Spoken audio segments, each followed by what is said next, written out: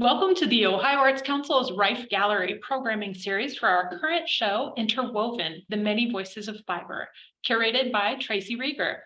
Today, we are thrilled to present artist Melissa Haviland. As a brief reminder, everyone tuning in today is in listen-only mode. Feel free to use that chat function to ask questions, and we'll be sure to get to them during the Q&A portion of the hour.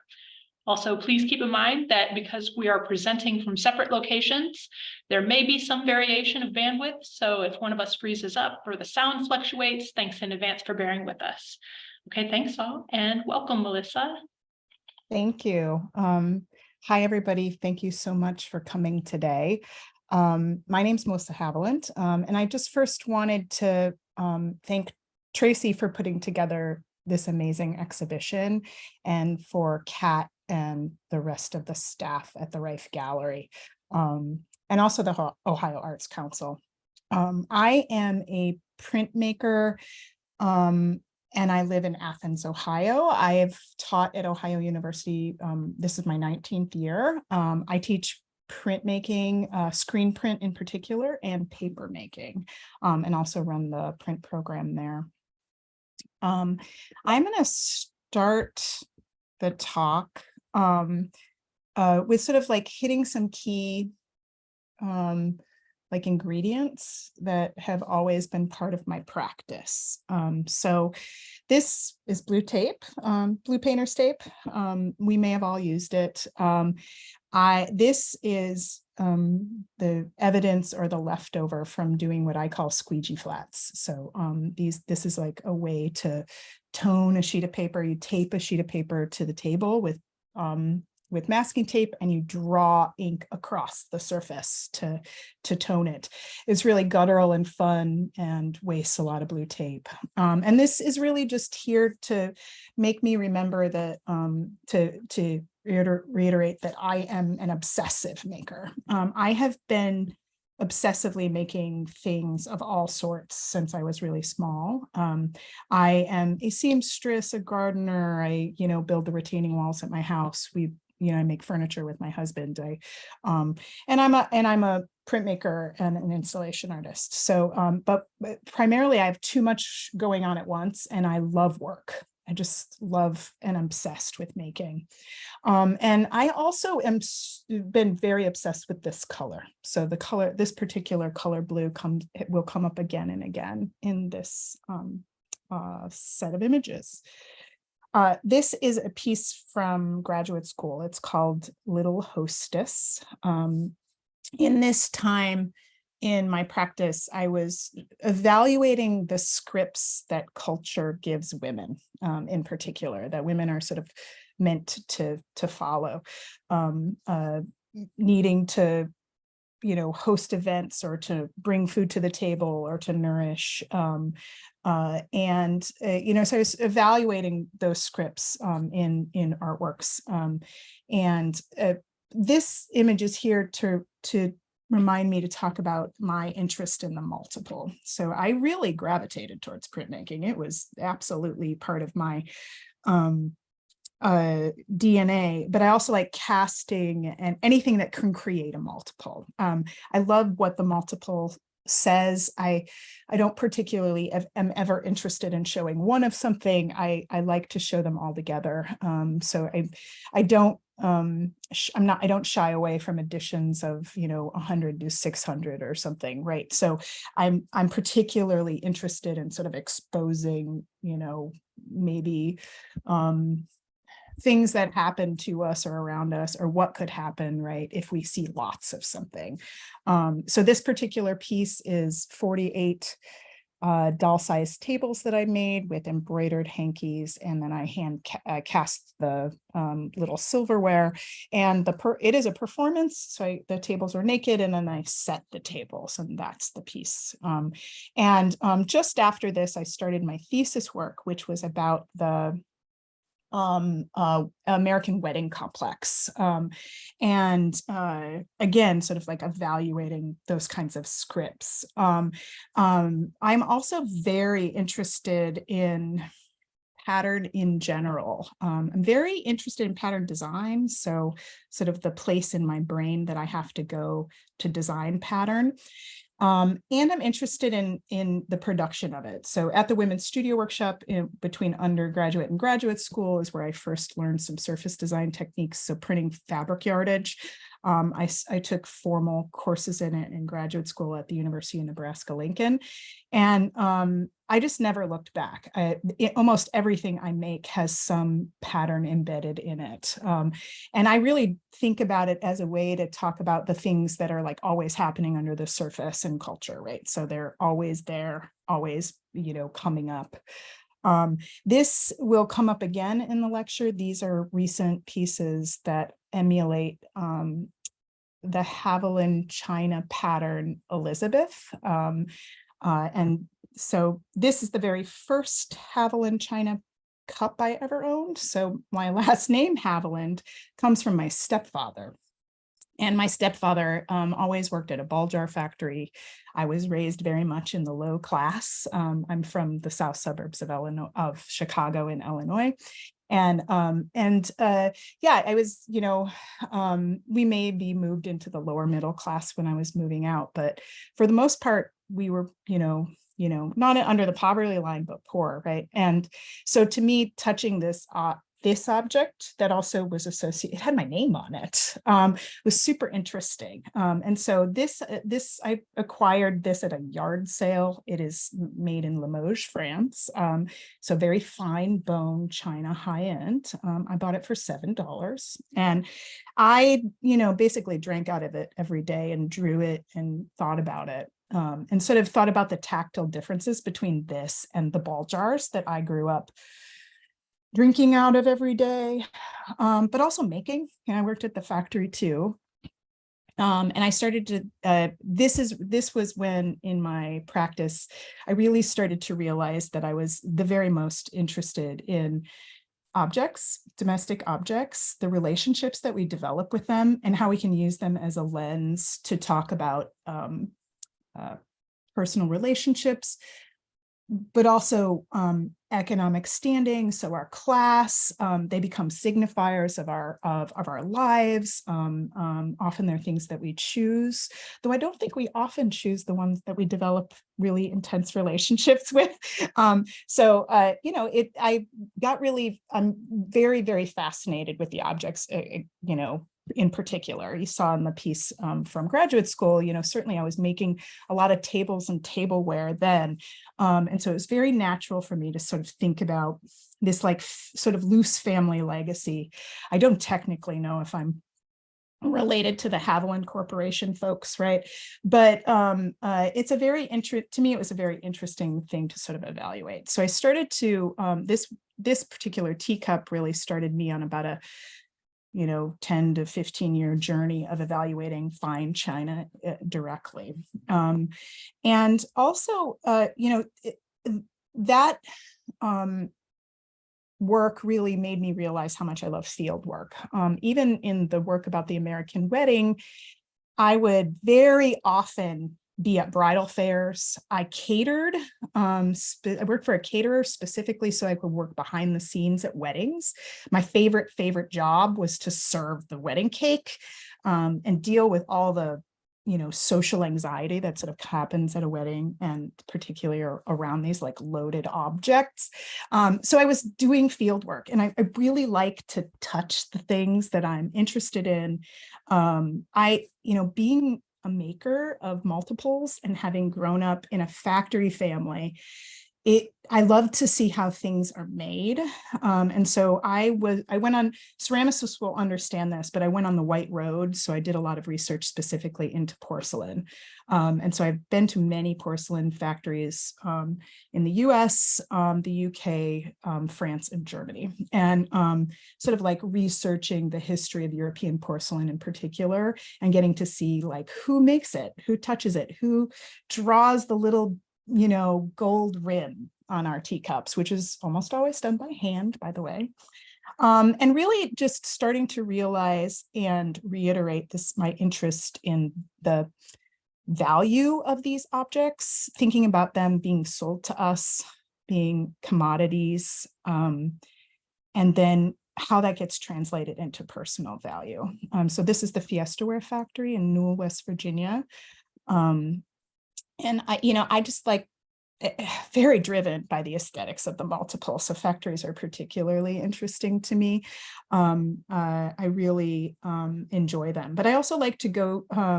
I'm really interested in archives and the things sort of behind the scenes in museums. So at the Victoria and Albert Museum, I make sure to see things like, William Morris's wallpaper. Just before COVID, I was at the Lloyd Library in Cincinnati, which is this amazing botanicals and medicinal library, and to me, being able to hold the book with prints from the 1500s is just very different than being able to look at them online, right? So I want to touch it. And I learn a lot about the sort of tactile nature of the world that way and what I want to make. This is Replacements Limited. It is the largest distributor of flatware crystal and china in the country, a secondhand distributor. And they have somewhere between like, I don't know, 350 and 400,000 china patterns in stock at once. And, that translates to like 20 million pieces of china. And so I worked with them for a couple of years as a visiting artist. And in this case, it really was just me like touching all their things and taking photographs and drawing them and getting to have my coffee out of them, whatever. And but also interviewing their staff and customers about how they felt about each of these things. How did they choose the china that they ate off of? Did they have a choice? How did they feel about the family china that they inherited, right? What kind of stress or power or joy did these objects give them? How much did they pay for them? I think about all that stuff. And this is their, just a small fraction of their Fiestaware wall in the warehouse. And this is the china that I have at home. So so for the rest of the lecture, I'm going to talk about basically two current projects. This one, which is You Can't Take It With You, which Curiouser and Curiouser, which is the piece that's in Interwoven, is part of. And then I will also talk about a set of works that I'm calling Draw/Fill. So this piece in particular is the start of the You Can't Take It With You series. That's also its title. And it was the first of so many things. To me, this one sort of cracked open all this stuff about my practice and became super exciting. It is absolutely the first piece, large format piece that I made after becoming a mother. So I have an 8-year-old son. And so this piece I made really in reaction to those first few years where like there's a lot of loss of self. And I was trying to juggle, being a professor and a mother and running a home and also being an artist, right? So all of that together. And I really never felt like I was quite able to do everything. And I was just keeping my head above water. So this whole series of works is sort of about these like moments of chaos in our lives where we are being swept away. Like survival is something that, is basically all we're thinking about. And so it is 120-foot two-sided screen print that is surrounded by a few hundred of these like handmade paper boat or hand folded paper boats and teacups that are made from past wallpapers. And so you can see that the imagery is like these teacups and boats floating in the waves. So this is also the first in my time of sort of focusing on the color blue, though you'll see later that this is not even close to the blue of the other work. That became bluer. This is way more green, but and also a focus on water as a metaphor. But it's also, to me, probably its key first is that it was the first time I made prints and started to think about them as raw material. Instead of thinking of them as the end, I could then take this big print and install it in all these different ways and be able to react to it. And then also I could take these old wallpapers and make things from them. It really felt like I was making a catalog of things to use and react to, and it became super liberating. Yeah, so you can sort of see some of the past wallpapers. They have teacups embedded in them. And yeah, they were really fun to activate in this way. And it got really exciting.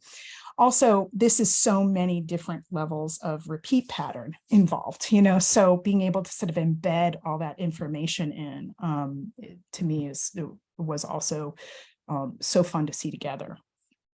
I feel like this series, the You Can't Take It With You series, which, has a lot of moments that it talks about where it's like both really lovely and really chaotic. So it's trying to talk about sort of like a balance of like the negatives and positives in life, like to some extent, water is one of those, right? Water is both. I mean, I feel like my whole life, my mom always had us pilgrimage to a body of water, right? So every time we'd go on vacation, we'd visit a river or the Great Lakes or the sea, and we'd stand next to it and we'd get to like hear it lap on the shore, right? It becomes meditative and really truly like powerful to be around, right? And of course, like we need water to live, and it is a resource that we need to more and more value in this world. And that right, that tipping point is interesting to me, because this whole time I made this work, I was thinking about seawater rising, right, the levels rising, thinking about ocean pollution, thinking about basically the commodification of water. So all these like, I'm thinking of all these like what we might think of as negative cultural things while I'm making these pieces that also felt meditative and joyous. So it's all the You Can't Take It With You stuff is all this like funny balance, which I get really excited about. This is a large screen print that we're just seeing a tiny bit of. That sort of is referencing water, right, on a large sheet of handmade paper but that I made at Pyramid Atlantic, which is a lovely print and paper center in the DC area. And just like ideas of water having sort of double sides, my early parenthood was like that too. So much of it was just so chaotic. I didn't know if I was doing anything right. But then also I had just incredible, quiet, love-filled moments. And I also, spent so much time reading to my son, and still do. And I started to just lose myself in other artists. So looking at illustrators, being able to just really look at the images and feel so much joy in the mark. And so I started to collect these images pretty much from the beginning of Jude's life, my son's life, and because they're so inspirational. I now sort of more formally do, and the Draw Fill series is really intimately involved with that collection process. But the You Can't Take It With You series, I always sort of thought about as trying to sort of think about if waves had rushed through your house and washed everything you owned out into the sea. Like how would that sort of feel, and what would it look like? And so yeah, so I love this image. This is an installation image of You Can't Take It With You. So the key piece is sort of up front here, and then there is one called Sediment that's just behind it, which I'll talk about in a second, and then a waterfall piece, which is titled Water, Water Everywhere and Not a Drop to Drink, that's on the wall. And then you can see the Curiouser and Curiouser cups sort of peeking out. So this piece in the front is called Sediment, and it is the sister piece to You Can't Take It With You. You can see some of the teacups have sort of washed its way. And what was part of it, this piece is like, I think, liberation materially to me, is that there was this 4-foot roll of paper that just showed up in my shops at Ohio University and no one ever claimed it. And I waited about 6 months before I took it and claimed it. And I just took it down to the wood shop and cut it in half with the bandsaw. So I had 2-foot, 120-foot long, pieces of paper. So this is made of the other half of that piece that you can't take it with you is made of.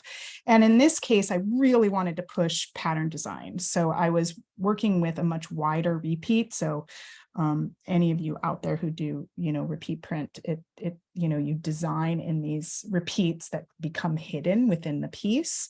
And the goal was that this would feel like, once everything's sort of washed out to sea, how they sort of settle down to the bottom and become, debris. Yeah, it's just really exciting to me. Designing in the repeat is, it really pushes my brain. So I love where I have to go to sort of think about that as a printmaker. So this is where I produce most of the wallpaper work now. We installed this maybe, I don't know, like right around when those pieces were made, 2019 or something. And so it's a 20-foot continuous table. We can get about 18 feet of wallpaper printed in a go. And so those pieces would have been printed in 18-foot sections and then flipped over and done again, right? So it also fits so beautifully in with my obsession with work and the multiple. So I love to be sort of stuck in what I call production hell, where it's just mindless making. It's my favorite. And then repeat print design and the production of it is magical, so it really sort of like you can't really see what you're going to get until you get a table's worth. And so I like that. Okay, so this is Curiouser and Curiouser. This is the piece that is in the Interwoven exhibition. They are, the teacups are about 18 inches in all directions. The saucers are 24 inches wide. They are made of Tyvek and blue tarp that are screen printed and then quilted together, pretty traditionally quilted. So they're quilted with batting in the middle, and then they're sewn into these 3-dimensional shapes. And this was made in very, very much direct reaction to how much I loved the folded paper cups for You Can't Take It With You. And I just wanted to see them bigger. It was a real, you can sort of understand by the title, it was a real like Alice in Wonderland moment where I'm like, I definitely need to grow that. So they're printed with this sort of wave pattern. They are meant to be installed as if they washed up on the shore, or they're sort of like they were left after the water left, or they're floating in the water. This is really sort of at the beginning of me starting being deeply, truly, and incredibly obsessed with this color blue, and also the blue tarp in particular as a material. I really like these plastic materials. I do a lot of screen printing on Tyvek for wallpaper. That is a trick that I learned from Charles Beneke, who is a really amazing repeat printer who works at University of Akron. And then sewing with it is deeply satisfying. It's a really interesting material to work with. And I've always sewn in my work. And so it felt pretty natural to sort of go this direction. What was I going to say? Lost it. This particular, this is what the saucer looks like before it is like cut up. And so one of the other things that I'm always thinking about is creating things that are 2-dimensional that can become 3-dimensional. So maybe in a direct way like these, where they're cut and sewn to become 3-dimensional. So as a seamstress, I think about that all the time. I pattern a lot of garments. But I also do pop-ups, think about paper engineering, and always sort of try to think about these ways of like using, my media, which is very flat, I think way better in these like flat ways, but how do I sort of like, quickly sort of make that dimensional? And then, so my sort of investigation in this color blue, I never could satisfactorily understand why I got obsessed with it, but I think that it's like, because it's also twofold or multifold, in what it sort of like indicates in culture, right? So like when you're blue, you're sad. And I certainly was very sad in my battles with like myself, or the loss of self in early motherhood, right? And then but I also was exquisitely at peace. So it was like both things. And blue is considered to be the color that makes us feel very still, very quiet, right? And so I like that dichotomy that the color does. This is printed with ultramarine right out of the bucket. Speedball ultramarine, acrylic ink is what you see here. And it is so close to, it's definitely a different color than blue tarp, but it's very close. This is also the time where I started to just really like go down some sort of creepy rabbit hole about the blue tarp. I love to use it as a material because of the way it feels. But also I love that it like fixes holes. It has this really like guttural function, and that it is, to me, like a class straddling material.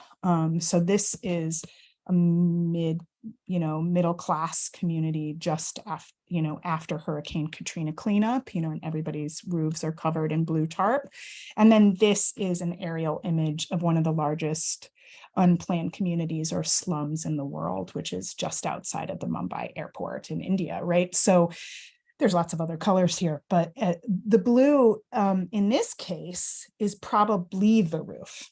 When in the middle class community, it's probably stopping a leak. But they still all own one, and they still use it for a similar function. So I really love that. I just love objects that sort of and their cultural indicators, right? So I love how they like who sells us them, why we use them, and the relationships we develop with them. So this is Curiouser and Curiouser installed with a piece called Archipelago, which are these crocheted rugs, and I crocheted using the blue tarp. And I'm not a natural crocheter. This was a hard piece. I worked with a student who taught me a lot of this, and but I found out while working on this, so this is basically 1-inch strips of blue tarps that I cut down and then crocheted, and I would way more likely be interested in crocheting again if it was tarp. Tarp is really satisfying to crochet with, and I find yarn to be horrifying. I just like never need to do that again. And so these pieces, the largest one is about 6 foot in diameter, and then the smallest one is about 1 foot. And they act as ponds or lily pads or I don't know, islands within the space, and are installed usually with Curiouser and Curiouser. And then what you see behind that is an early piece from the Draw Fill series. So it is called the Chaos Wallpaper. And the Chaos Wallpaper is a funny, compositions constructed of all these appropriated images from children's books, specifically of moments of chaos that were happening to domestic objects, plates, cups, cutlery, throw in some, the pigeon who can't drive the bus. So parents out there understand that one. And putting them all together to create sort of a mood, add blue to the space. So I use this wallpaper in a number of installations. So in this particular one, this is in 2018 at Art Space in Richmond, Virginia. And this piece was called Draw Fill. So this is the absolute first time that this work was shown. So it's the chaos wallpaper below to the wainscoting or chair rail height with a ribbon. And then above it are these drawings that I made in the blank area inside these screen prints. So the frame around the edge is these multi-layer screen prints. And then I made these compositions using images appropriated from children's books that are of coming together around the table. So like family dinners, having tea, all sorts of like times when we are there around the table. This is called Babar and Birds. And so you can recognize some of the illustrators, right? So Dr. Seuss and Sandra Boynton are in one of these, right? I had a really good time with the image collection, and it really spurred on what I do now. So obsessively collecting them. And I'll get back to the draw fill work.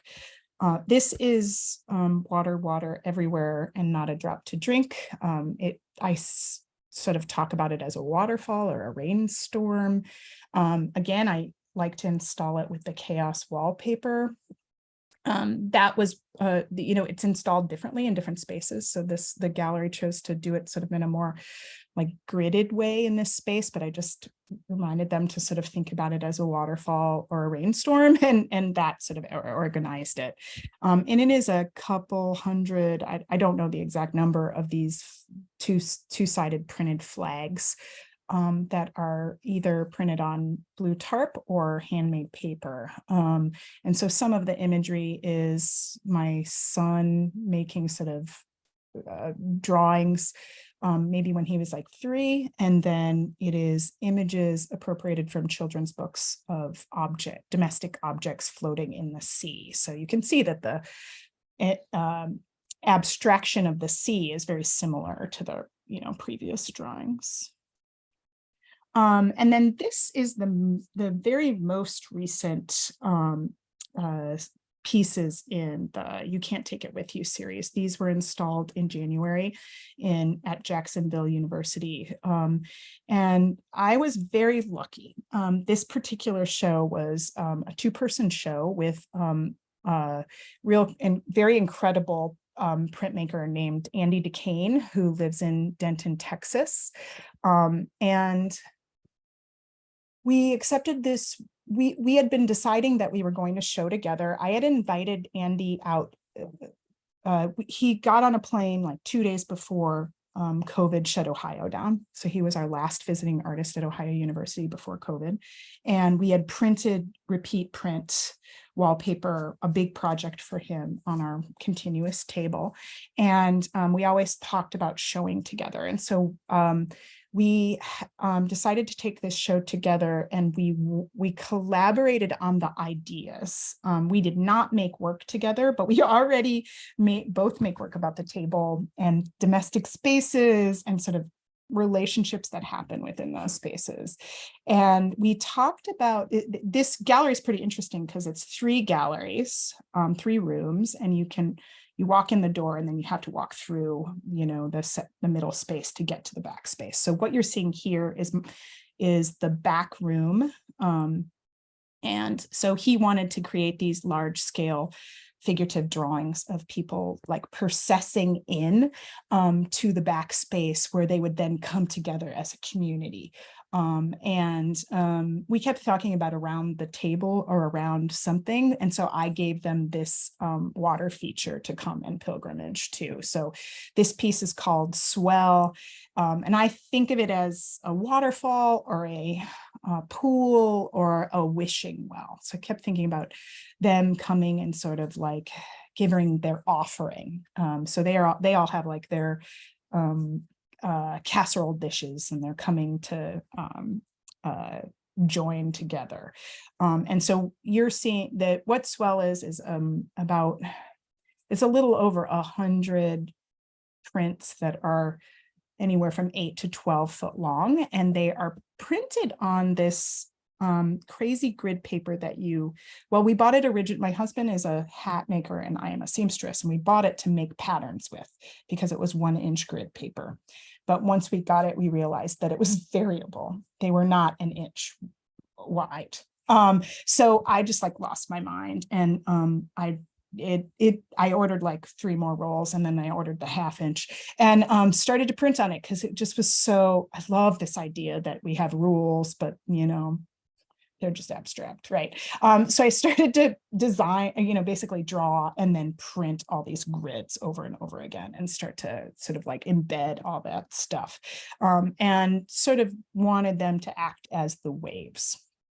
And then what you see inserted into the waves, like what we might think of as the coins thrown into the wishing well, are images, basically emulations of the Haviland China pattern that's called Elizabeth. So here you see little quilts, and these are laser cut sheets of paper that have screen print on them, and they're sort of almost perfectly emulating the Elizabeth China. And so this particular China pattern I found really early on in my dive into researching the Haviland China Corporation and its pattern lines. And this one in particular is pretty unique. I mean, they're all China pretty much has some reference to something floral, and this one does too.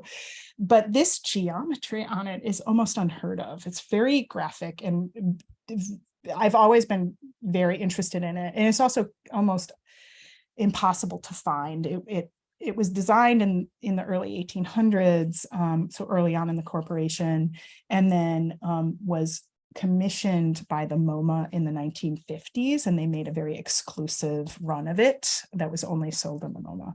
And so I just love this crazy stuff. And then come to find out, as I was doing image searches with it, with my stencils, as I was making them, I wanted to sort of figure out what kind of patterns these were, like what are they called, or like what kind of math is involved or something, like it basically like trying to figure out how to do research and around it, and come to find out some of them are loose references to sacred geometry. So this in particular is a pretty good description of the torus, which I think roughly would be talked about as like if you were to draw the energy of the universe, or like how an aura looks, it would like be.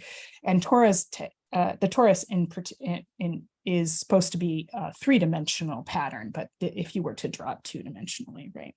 So it made me, so this show got weird, basically. So it has 3 depictions or emulations of that Haviland China.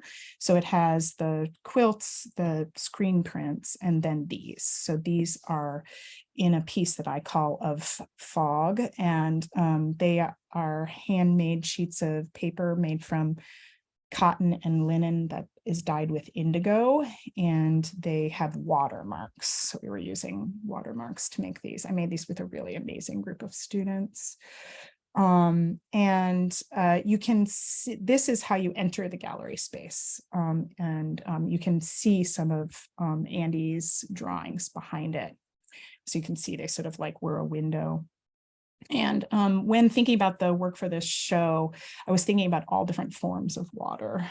So specifically like the smell, right, when it starts to rain, or maybe when you walk through a dense fog, how you come off wet, right? So you're like wearing the fog.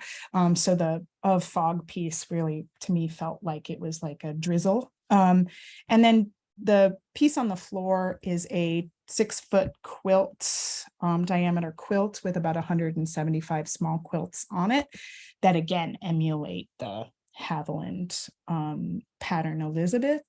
And this one is called The Absence of Sound, and I really was thinking about the snow.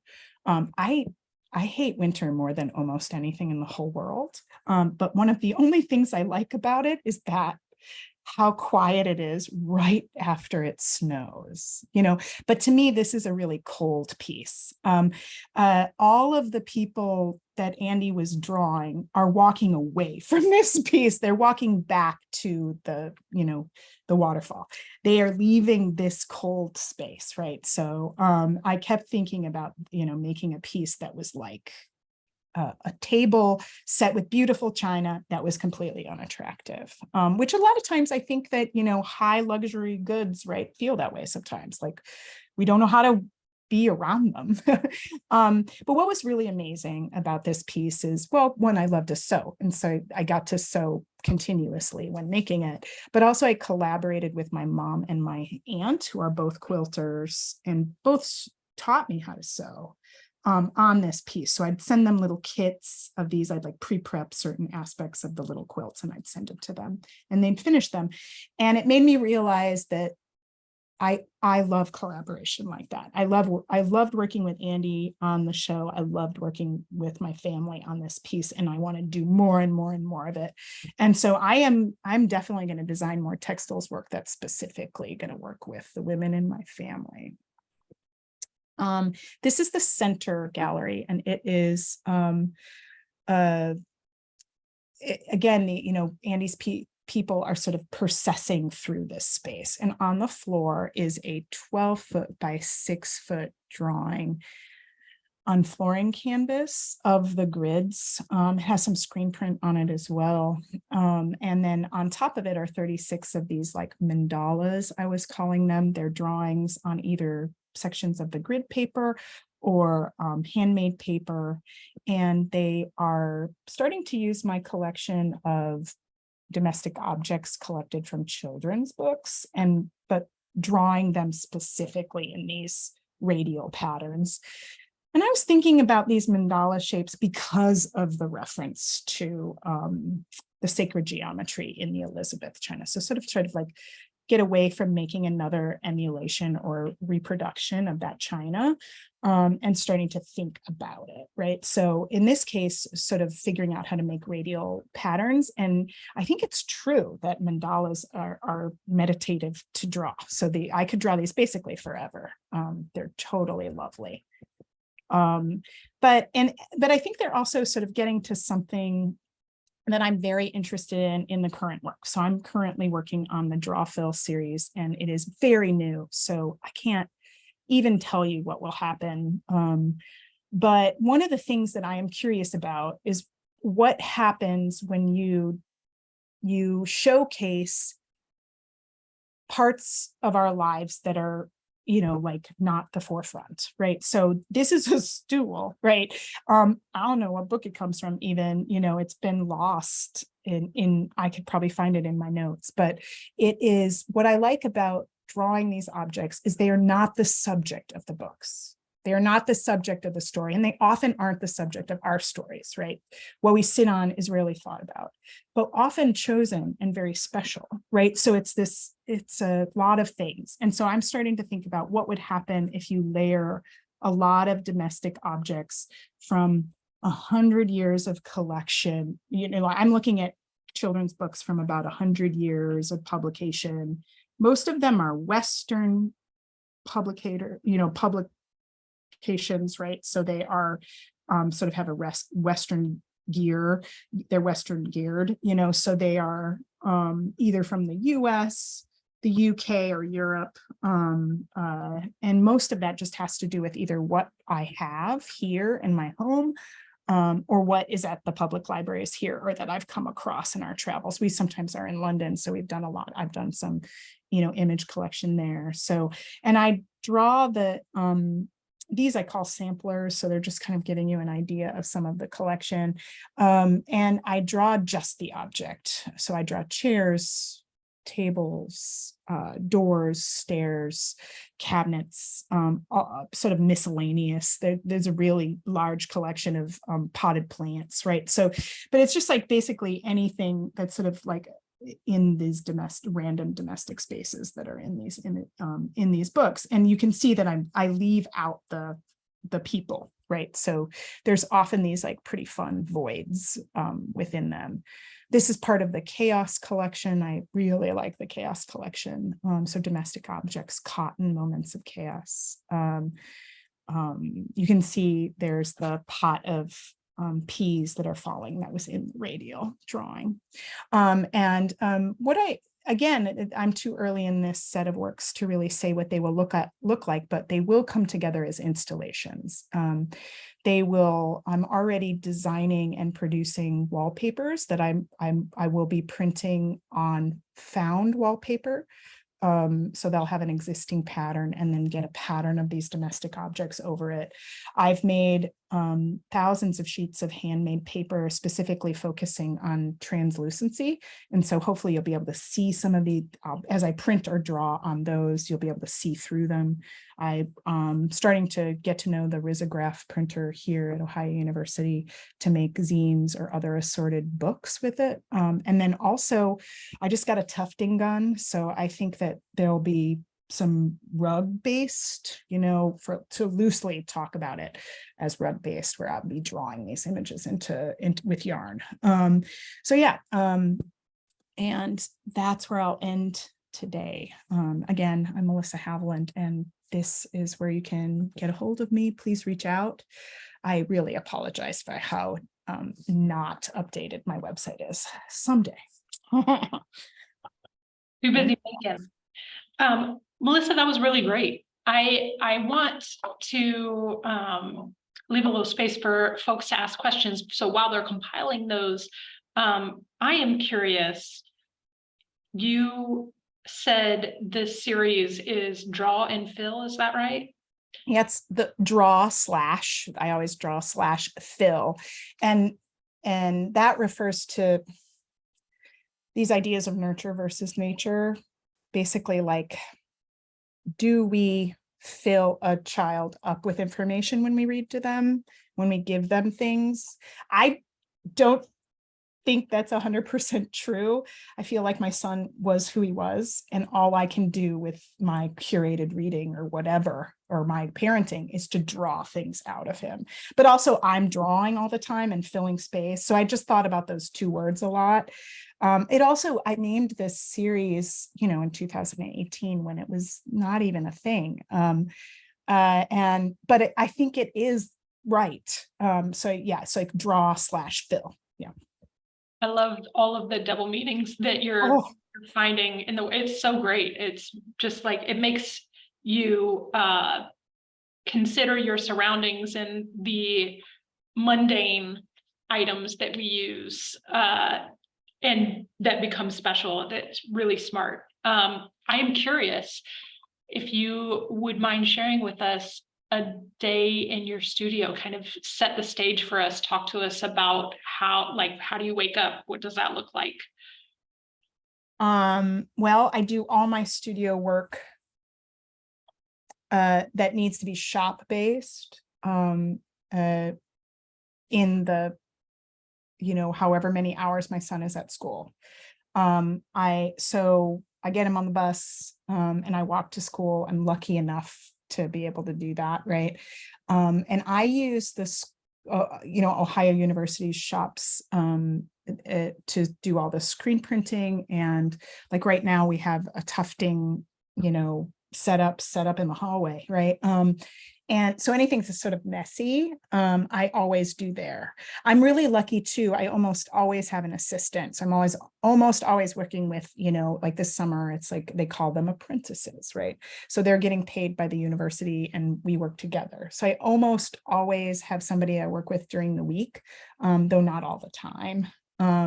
But then in the last 4 months or so, as soon as Jude's asleep, I turn on a movie or a book on tape and I draw and draw and draw. So like behind me is just tons of the collection drawings. So I've been collecting images usually for the draw fill series. The collection starts with me like being at the library for long periods of time with Jude and taking photographs from books. And then I have like a monitor that I use flat as like a light table, and I sketch from those. And it's just like that's continuously happening. And yeah, it's just really fun.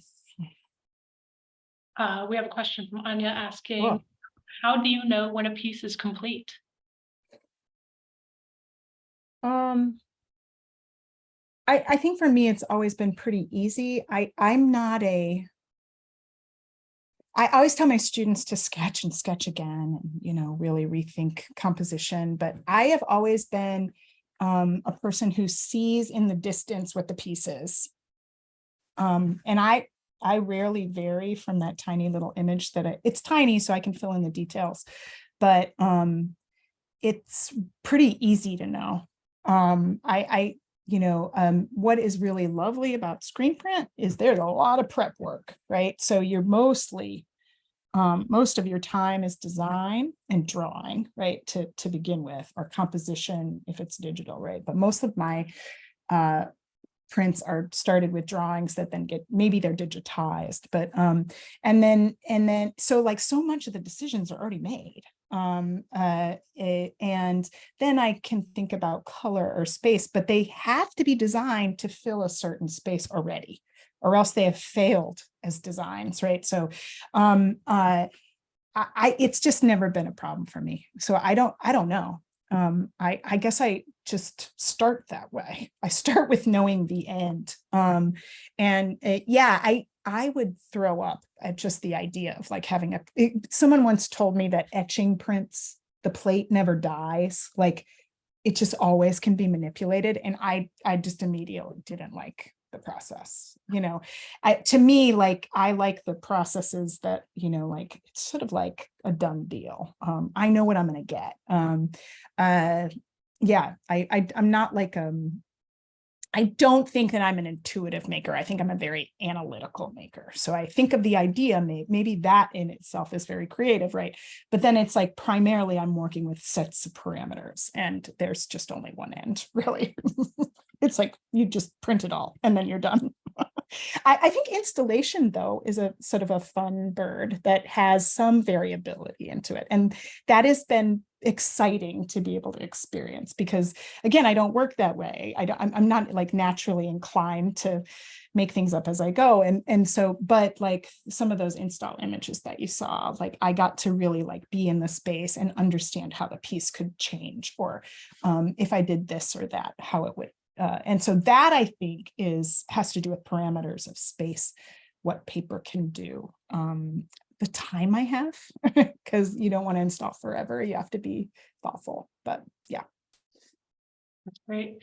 So much of the processes that you use have perhaps been learned either in an academic setting or through lived experience.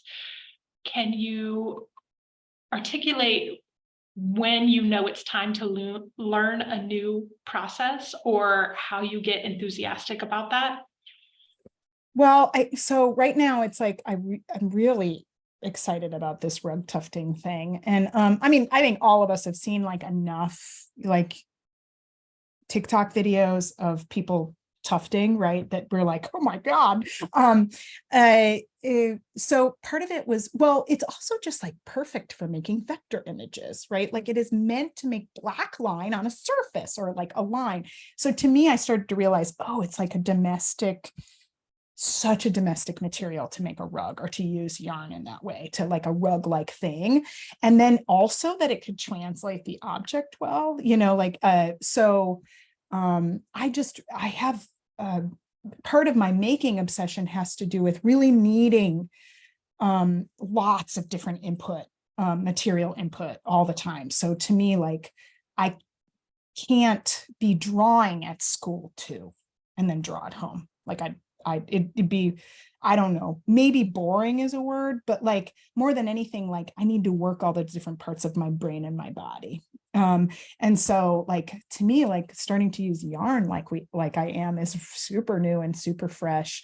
And I just want to always push the material aspects of the work. And all of a sudden it just like comes over me that I need to, do it. And I think it just has to do with like, sort of, I'm so lucky I get to teach 18-year-olds who are fresh and interested in like really, they teach me so much about current culture, and so they're all interested in rug tufting. So it felt like sort of a natural thing. And but yeah, I have to flop media. I can't go one direction. I have to make lots and lots of things all at sort of usually all at once, like not that they're happening all at the same moment, but in the same week or month or year, right? So yeah, I want it all.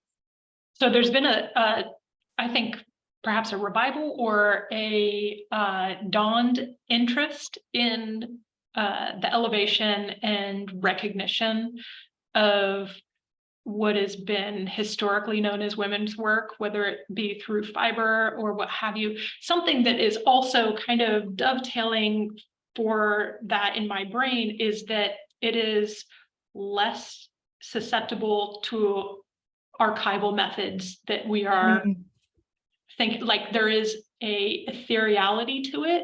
I would love for you to talk about what's your take on that. What's interesting, so just was talking recently to someone who makes crocheted rugs, right, and makes them into installations. So it is like using that technology, and they were finalists.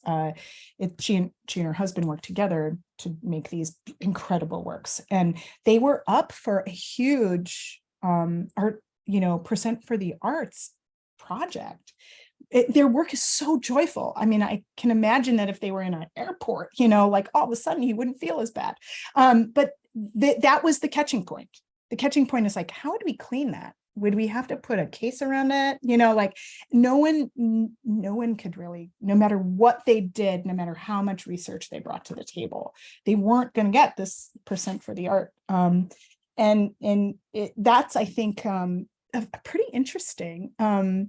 Though, being sort of an avid collector of quilts, I, love to go, I have a Mennonite neighbor. And so I know her like 95-year-old Mennonite grandmother, and often am in the region that she grew up in, which is like full of Amish and Mennonite quilts. I regularly buy quilt tops that were probably hand sewn 100 years ago and never finished, and then I finish them. So I feel like they're like Amish collaborations, and they're still around, right? So I'm not sure, like, because I make things out of paper, which also flummoxes, and it's also loose. It's not under plastic, right? So it also throws people for a loop. And I think that, I'm not sure any of that archivalness matters at a certain point in like your career as a maker. Like I don't ever think about that. Right. I just make whatever the next thing has to be. I had a grad school, studio visit from a curator from New York. And he just said, we'd never collect your work. It's too big, or it's sewn, or, it's made of cloth, or it's paper and it's loose. And I was like, I don't care. But I also get to live in a greenhouse. I'm in academia and I'm a grant writer. That's how I make work. I write a grant and I get to buy my tufting gun. So I live off of basically being a researcher. I'm like meant to be in academia and not selling the work. And so I don't think I get to, really brush against, those issues as much. But I think they're totally present and persistent. And I mean, that's what we love about fabric is it breaks down over time and the quilt is more comfortable. So it's part of it, right? Yeah, it's an interesting thing to think about, comfort through impermanence. Yeah. A lot of really phenomenal ideas that you shared with us today, and work, of course. Thank you, Melissa, so much for your talent and time and sharing this all with us. Big thank you to Tracy Rieger for putting on such a great exhibition. Of course, to the governor, the legislature, the Ohio Arts Council board for supporting the Ohio Arts Council's Rife Gallery, and of course, Ohio artists. So thanks everyone for joining us, and have a great day. Bye, everyone. Bye.